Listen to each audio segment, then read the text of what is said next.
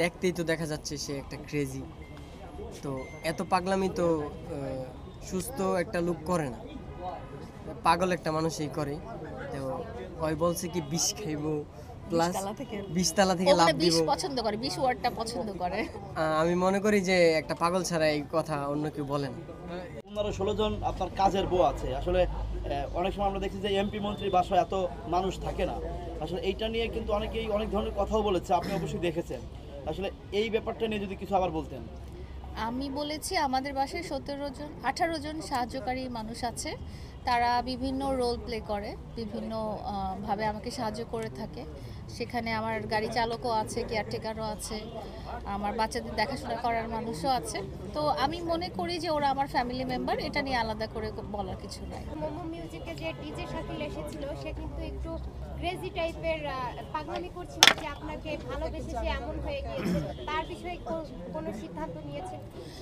না, ও আসলে আমাকে পার্সোনালি কিছু অ্যাপ্রোচ করে নাই, অ্যান্ড আমাকে পার্সোনালি কিছু বলে নাই, যেটা হয়তো মমো ভাইয়ের সাথে শেয়ার করেছে। তো আমি তার বিষয়ে আসলে কিছুই ভাবিনি। সে কিন্তু আমাদের সামনেই আপনাকে প্রপোজ টাইপের এক ধরনের একটা সিচুয়েশন ক্রিয়েট করেছিল।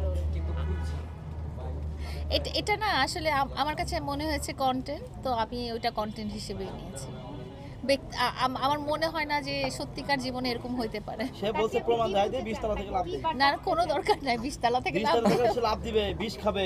কোনো দরকার নাই, বেঁচে থাকুক, লাইফটা অনেক এটা সুন্দর। একটু বেশি ক্রেজি হয়ে যায়। 20 তলা থেকে লাফ দিয়ে মারা যায়, না। সে মারা যাওয়ার কথা বলছে, ইভেন বিষ খাওয়ার কথা বলেছে। হ্যাঁ, হ্যাঁ। সে যদি আপনার উপরে মানে দোষী সাব্যস্ত করে দেয় আর কি, তাও আপনি এটার দায়ভার নেবেন কিনা? আমি এটার দায়ভার মোটেও নিব না, কারণ মানসিক ভারসাম্যহীন লোক যদি কিছু বলে, সেটা সেই ধরনের অ্যাক্টিভিটিস করে, সেটার দায়ভার আমার উপর পড়বে না।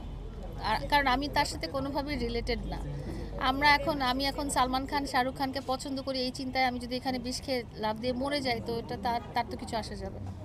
যেমন আছে না, ফুটবল খেলার সময় এই টিম হেরে গেল, সেই টিম হেরে গেল, আমরা এখানে সুইসাইড যার করলাম, সেন্স আছে আমি মনে করি সে এই কথা বলবেন। বলবে না। সেটা যেহেতু আপনার জন্য পাগল, আপনি শান্ত করার জন্য কোনো ব্যবস্থা নেবেন? শান্ত, ও নিজেই শান্ত হবে, আমার কাছে আসেনি আসলে শান্ত হইতে। সর্বশেষ প্রশ্ন হচ্ছে গিয়া, মামুনের সাথে আপনাদের যে বিচ্ছেদটা, এটা অনেকেই বলছে যে নাটক, ভাইরাল হওয়ার জন্য, আবার কিছুদিন পর তারা একত্রিত হবে, এমন কোনো সম্ভাবনা আছে? একত্রিত হওয়ার কোনো সম্ভাবনা আর নাই, ইনশাল্লাহ। একটু ইমনের কাছে জানতে চাই ইমনের কাছে যে জানতে ভাই আসলে এই লায়লা আপুর সাথে ওই ছেলেটা গত পরশুদিন যে সিনকেটটা করলো, এইটা তুমি আসলে কিভাবে নিচ্ছ? কিভাবে নিচে দেখতেই তো দেখা যাচ্ছে সে একটা ক্রেজি।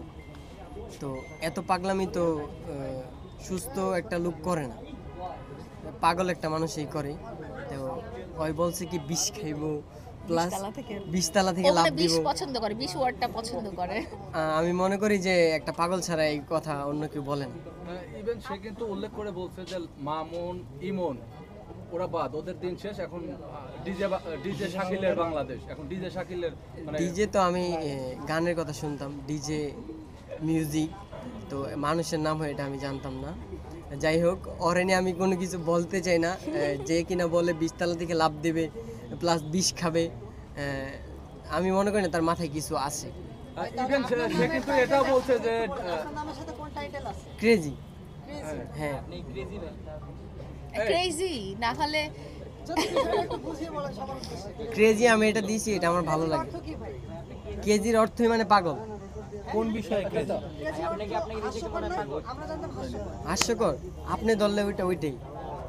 হ্যাঁ, আচ্ছা ইমন, সে ওই ছেলেটা কিন্তু বলেছে, এটাও বলেছে যে ইমন প্লাস মামুন দুইজনই লায়লার যোগ্য না, সে নাকি লায়লার যোগ্য, এবং সে নাকি লায়লারে ভরণ পোষণ করে খাওয়াতে পারবে। এই বিষয়টা নিয়ে একটু যদি আমি মনে করি যে একটা পাগল ছাড়া অন্য কেউ এই কথা বলতে পারবে না। একটা পাগল এই কথাটা বলতে পারবে না। ভাইয়া আপনি তো বললেন ক্রেজি অত পাগল, হ্যাঁ। মানে আপনি একটা পাগল, আপনি আর অন্য একজনকে পাগল আমার নামের টাইটেলের সাথে এটা যায়। মানে আমার সাথে- পেজের তোমার নাম আপু, সবাই তো ভাইরাল হইতে চায়, কিন্তু আপনার পাশে বসে যে আপনাকে নিয়ে আপনাকে বিয়ে করবে, আপনার সাথে বাসর করবে, এই কথা বলার সুযোগটা আপনি কেন দিয়েছিলেন আপনার কাছে আচ্ছা, একটু জানতে চাই। যেটা হয়েছে যে আই ওয়াজ নট অ্যাওয়্যার যে এই জিনিসটা এই কথা হতে শুনে যাচ্ছে। কিন্তু আপু হাসতেছিল, হ্যাঁ, এটার ব্যাপারে কিন্তু ফানি আমি ভাবে জানতাম নিতেছিল না। এটা। হ্যাঁ, জানতাম না। আমি জেনেছি যে আমাকে নিয়ে একজন গান গেয়েছে এবং গানটা রিলিজ হবে, সেই অনুষ্ঠানে আমি গিয়েছিলাম।